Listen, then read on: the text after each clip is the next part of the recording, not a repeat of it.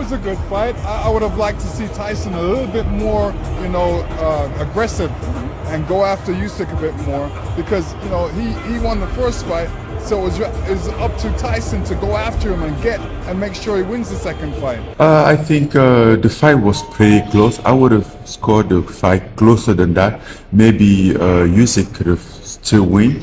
At the end of the fight, he wasn't sure that anybody is a winner because everybody could have been a winner. It was a good fight. I would have liked to see Tyson a little bit more, aggressive and go after Usyk a bit more, because he won the first fight, so it's up to Tyson to go after him and make sure he wins the second fight. I think the fight was pretty close. I would have scored the fight closer than that. Maybe Easy could have still win. At the end of the fight, he wasn't sure that anybody is a winner, because everybody could have been a winner. Boxing experts reacted shockingly to Fury vs Usyk fight. This was supposed to be the fight that reminded the world why heavyweight boxing is called the glamour division. Instead, it became the kind of event that had experts trading their excitement for raised eyebrows and sarcastic comments. Jordan Ellis reported on December 21 that Conor McGregor reacted to Tyson Fury's second consecutive loss to Alexander Usyk with surprise. Tyson,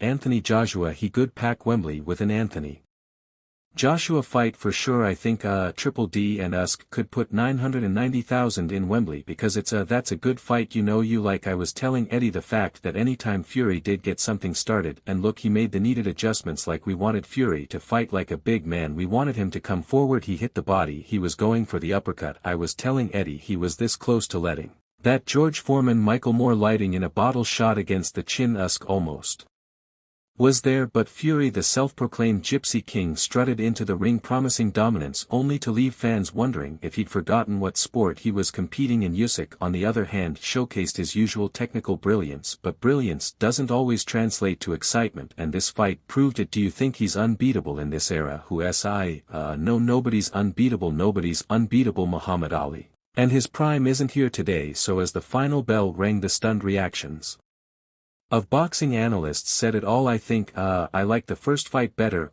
This was a good fight as well, very close. When it comes to heavyweight boxing and somebody's beat you the first time, you got to go after him the second time. I felt Tyson Fury should have went after him a little bit more at first. Let's talk about Lennox Lewis, who expressed his dissatisfaction with Tyson Fury's approach during the much anticipated fight against Alexander Usyk. According to Lewis, Fury's tactics lack the assertiveness and dominance that are typically expected from a heavyweight champion. He noted that Fury failed to capitalize on his size and physical advantages, which could have been key to securing a decisive victory. Lewis believed that Fury allowed Usyk to control the tempo of the match for significant portions of the fight. He pointed out that Fury's sporadic bursts of aggression, particularly in the 10th round, demonstrated what could have been achieved if such tactics had been employed consistently throughout the fight. Whatever their game plan was, mine would have been different, but whatever their game plan was, it didn't work. I felt that he needed to do a lot more work, go after him a bit more, press forward a little bit more, but it was overall a great fight. In Lewis's view, the late round strategy of leaning, holding and delivering inside punches should have been a hallmark of Fury's performance from the start. While acknowledging the challenges posed by Usyk's technical skills, Lewis emphasized that Fury's physicality should have been the deciding factor. They all had the same score. They did. There were some variances on different rounds, but I thought it was a closer fight. Might even gone either way, but Michael Buffer wasn't exactly throwing roses at the judges after the Tyson Fury vs Alexander Usyk fight, with all three scorecards reading 116 to 112. Buffer couldn't help but raise an eyebrow. Oh, they all agreed how cute, he seemed to suggest, but for Buffer the fight wasn't that straightforward. He remarked that it felt much closer, and depending on how you slice it could have swung either way. Clearly boxing's age-old tradition of controversial scorecards lives on. What can I say? What did you make of Tyson's performance this time? A heavier Tyson Fury. What did you actually make of his performance this time out? I thought he was more active with his jab, and he probably, in hindsight he probably should have tried a little more if he has a good 1-2 1-up. When it came to Tyson Fury's performance, Buffer gave credit where it was due. He pointed out that the heavier Fury looked more active with his jab this time, which was nice, but hey, Buffer seemed to say maybe he could have thrown in a little more of that famous 1-2 combo. He's known for. Fury's size and reach were clear advantages But Usyk, ever the Energizer Bunny, kept coming disappointed.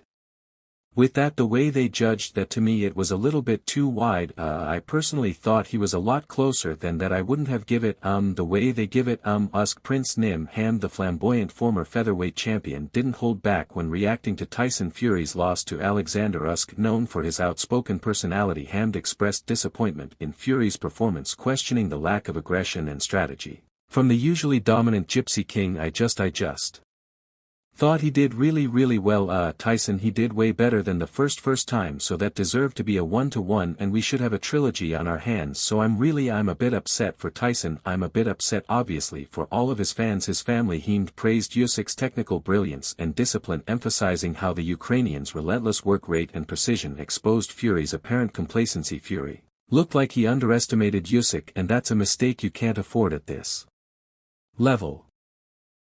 Hand commented, adding that the fight served as a reminder that even the biggest names can fall short if they lose focus. He used his size and reach and everything. Usyk is like a machine, though he's just got a big battery that never stops. And what about Usyk being unbeatable? Buffer wasn't buying it. Unbeatable? Nah, he shrugged. Nobody's unbeatable. Muhammad Ali and his prime isn't here today, so let's not get carried away. A sharp reminder that boxing legends are made through their challenges, not invincibility. As for Fury's next steps, Buffer had a few ideas delivered with a hint of sarcasm. And Anthony Joshua fight pack Wembley with that one for sure, he mused. But let's not forget Triple D and Usyk, that could pack 990,000 too. Right, controversy sells, and if the first fight was anything to go by, people would eat it up. It was overall a great fight. Where do you think Fury goes from here? There's other great fights for him out there, it really depends on Fury whether he wants to continue or he wants to fight on. Looking ahead, Lewis recognized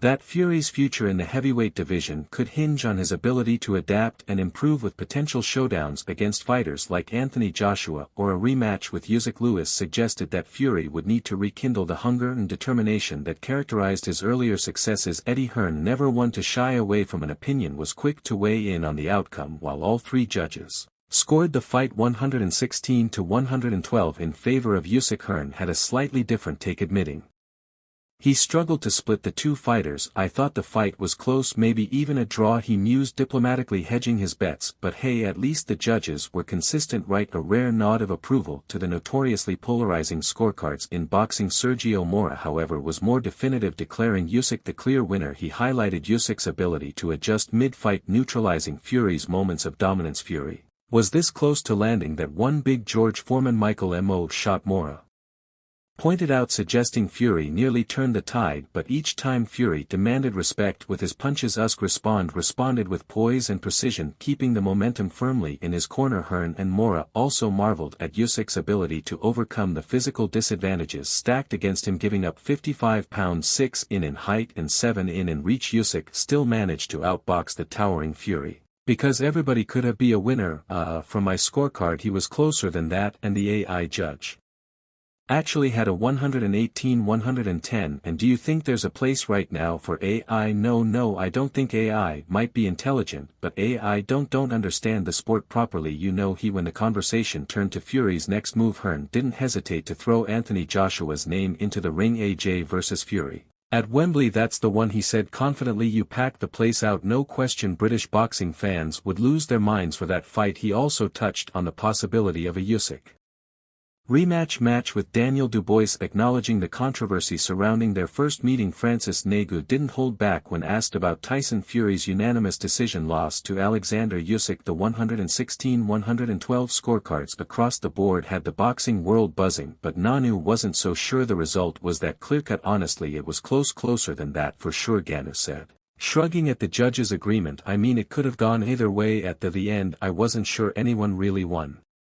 Maybe everyone should have gotten a participation trophy. I mean, from fighting Fury twice, winning Fury twice, winning Joshua twice, it's hard to argue. I mean, he is the undisputed right, so it's hard to argue anything from him to him right now. For so long things got interesting when the topic of AI scoring was brought up. Apparently some AI system had the fight scored 118-110. Ngannou rolled his eyes at the idea of machines judging